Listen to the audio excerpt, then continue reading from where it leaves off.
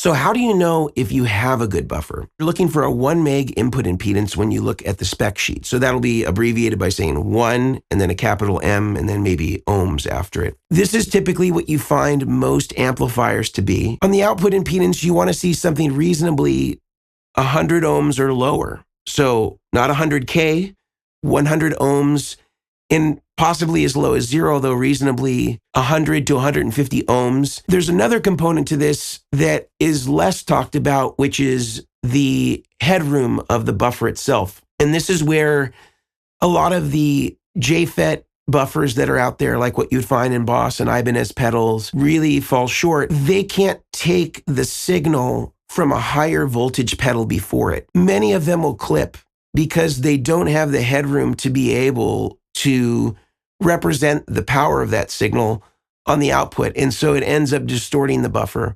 You want to look for a buffer that runs at an internal voltage that's higher than 9 volts, even if they're taking 9 volts on the input. So that could mean that they're running 12 volts rail to rail or 18 volts rail to rail. And you do see some buffers even that don't have any internal conversion, but will allow you to run higher voltage into them, such as 18 volts or higher, in order to be able to achieve some of that headroom by way of the power supply that you're using.